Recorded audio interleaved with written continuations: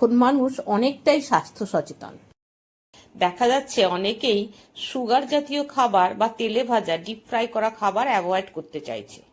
তো সেই কথা মাথায় রেখেই আমি অয়েল ফ্রি চানাচুর বানাতে চেষ্টা করলাম, দেখি কেমন হয়। তো প্রথমে চানাচুর বানানোর জন্য আমি হাফ কাপ ছোলার ডাল এরকম ভাবে জল দিয়ে ভালো করে ধুয়ে নিয়েছি। এইবার এতে 1/4 টিস্পুন খাবার সোডা দিয়ে 3 ঘন্টার জন্য এটাকে ভিজিয়ে রেখেছি।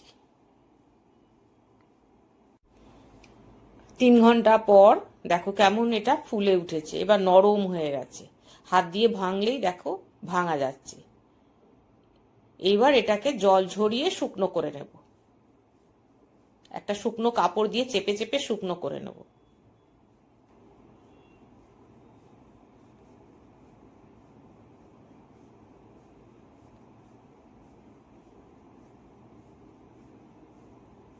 এইভাবে চেপে চেপে শুকনো করে নিতে হবে, যেন জল না থাকে।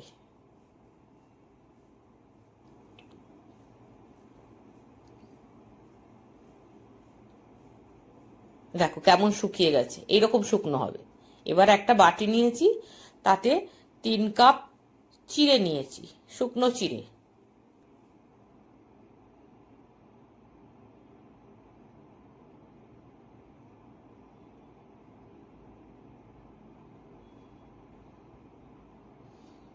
হাফ কাপ বাদাম নিয়েছি, 1/4 কাপ সাদা তিল নিয়েছি, 1/4 cup sunflower seed, 1/4 cup pumpkin seed আর 1/4 কাপ ফ্ল্যাক্স সিড। এগুলো দিয়েই আমি চানাচুরটা বানাবো। প্রথমে কড়া বসিয়ে দিলাম, এবার চিড়েগুলো ওর মধ্যে দিয়ে দিলাম, দিয়ে নাড়াচাড়া করতে করতে চিড়েগুলো যখন একটু মচমচে হয়ে যাবে তখনই নামাবো।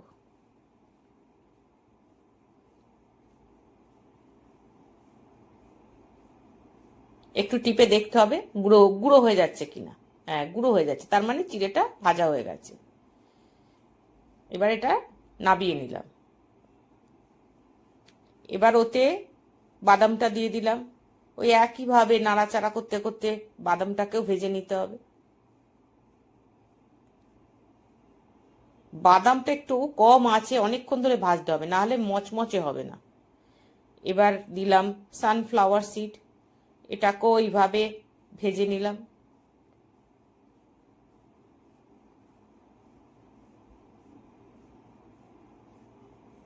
ভেজে একটু চেক করে দেখতে হবে সবগুলো, যেন এটা কুড়মুড়ে হয়, আবার পুড়েও যেন না যায়। এটাও ভাজা হয়ে গেছে। এবার এতে দেব পামকিন সিড, মানে এটাকে বলে কুমড়োর বীজ।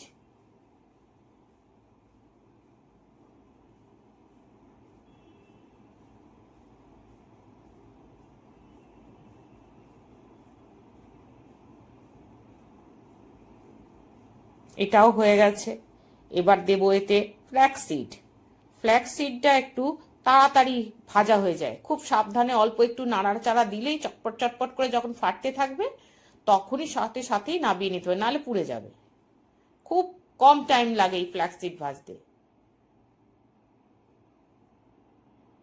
ব্যাস হয়ে গেছে, এবার নাবিয়ে নেব।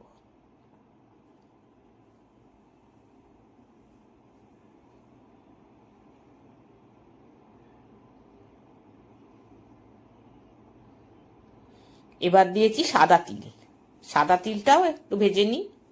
একটু হলদে ভাব যখন আসবে তখনই এটা নাবিয়ে নিতে হবে।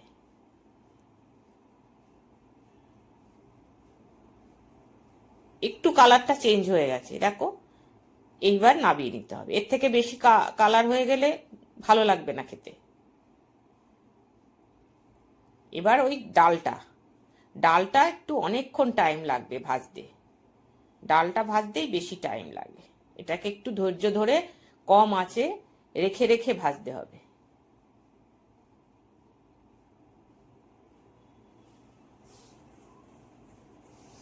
যেহেতু খাবার সোডা দিয়েছিলাম তাই ডালগুলো খুব নরম হয়ে গেছে, মানে খুব কুড়মুড়ে হয়েছে। এবারেতে কারি পাতা দিয়ে দিয়েছি, কারি পাতাগুলোকে ওর মধ্যে দিয়ে কড়ার মধ্যে দিয়ে একটু নাড়াচাড়া করে বন্ধ করে রেখেছিলাম। এই গরমে গরমেই না ওইটা মচমচে হয়ে গেছে। এটাকে এবার গুঁড়িয়ে রেখেছি। এবার কড়ায় শুকনো লঙ্কা, অল্প তেল, 1 চামচ তেল দিয়ে শুকনো লঙ্কাগুলোকে দিয়ে নাড়াচাড়া করে নিয়েছি।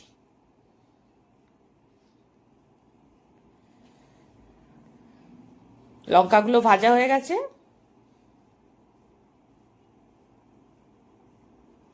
ব্যাস, গ্যাস অফ করে দেবো এবারে। এবার এতে দেব 1/2 চামচ বিট নুন, 1 চামচ ভাজা জোয়ানের গুঁড়ো, 1 চামচ জিরের গুঁড়ো, 1/2 চামচ চাট মশলা, 1/2 চামচ গোলমরিচ, 1/2 চামচ লঙ্কার গুঁড়ো, 1/2 চামচ ধনের গুঁড়ো। এবার দিয়ে ওগুলোকে মিশিয়ে নেব। যেগুলো ভেজে রেখেছিলাম এবার ওগুলোকে দিয়ে ভালো করে মিশিয়ে নিলাম। তাতে এবার কারি পাতা যে ভাজাটা ছিল সেই কারি পাতাটাও এর মধ্যে দিয়ে দিলাম।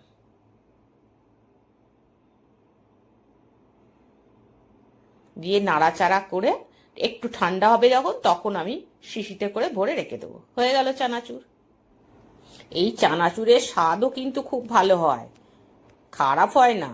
তোমরা বানিয়ে একবার দেখো, কমেন্ট করো আমায় কেমন হয়েছে। আমি সাধারণত মানুষের স্বাস্থ্যের কথা ভেবেই এই সমস্ত রেসিপিগুলো বানানোর চেষ্টা করি। আর এই চানাচুরের মধ্যে প্রচুর পুষ্টিগুণ আছে।